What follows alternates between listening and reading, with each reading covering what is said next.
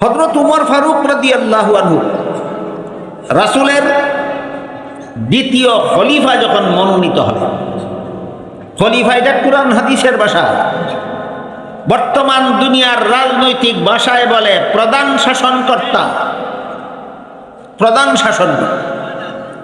রাসূল 53 বছর বয়সে মক্কা শরীফ থেকে হিজরত করে মদিনা শরীফ গিয়ে একটা রাষ্ট্র প্রতিষ্ঠা করেছিলেন। জীবনের শেষ 10টি বছর সেই রাষ্ট্রের প্রধান শাসনকর্তা স্বয়ং রাসূল ছিলেন। আজকে নতুন শুনলেন যে রাসূলজি একটা মদিনায় গিয়ে একটা রাষ্ট্র প্রতিষ্ঠা করেছিলেন এবং জীবনের শেষ 10 বছর রাসূল ছিলেন সেই রাষ্ট্রের প্রধান শাসনকর্তা। আজকে নতুন শুনলেন না আরো শুনেছেন? এই কথাটা যারা জানে এরাও বলতে পারে ইসলামের রাজনীতি নাই। কোন গুড়ার ডিমের নাম তোমার ইসলাম? কোন গুড়ার ডিমরে তুমি ইসলাম মনে করো? 10টি বছর জীবনের শেষ 10টি বছর যেই কাজে রাসূল কাটাইলেন, এই কাজ যদি ইসলামে না থাকে তুই কোন গুড়ার ডিমরে ইসলাম মনে করস? রাসূলের ইন্তেকালের পরে রাসূলের প্রতিষ্ঠিত রাষ্ট্রকে পরিচালনার জন্য প্রথম প্রতিনিধি সাব্যস্ত হলেন আবু বকর, রাসূলের প্রথম প্রতিনিধি। এই প্রতিনিধি বাংলা ভাষা, আরবি ভাষায় কয় খলিফা। রাসূলের প্রথম খলিফা ছিলেন আবু বকর।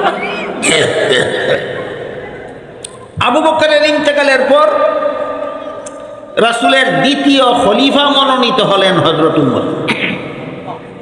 এবার বলেন, হযরত উমর রাসূলের প্রথম খলিফা না দ্বিতীয় খলিফা? দ্বিতীয় খলিফা।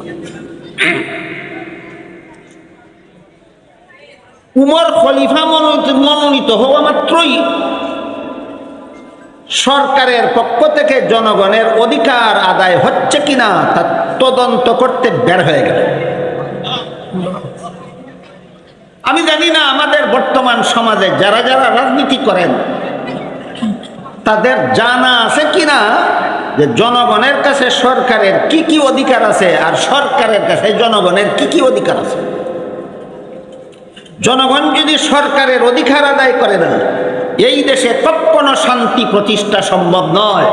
সরকার যদি জনগণের অধিকার আদায় করে না, এই দেশে কোনোদিন শান্তি প্রতিষ্ঠা সম্ভব নয়।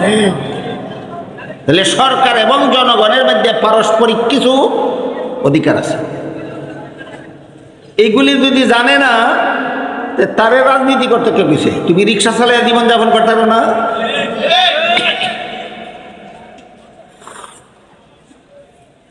জনগণের কাছে সরকারের অধিকার আছে দুইটা, এটা আপনাদের জীবন বর্মনে দেখা দরকার। যদি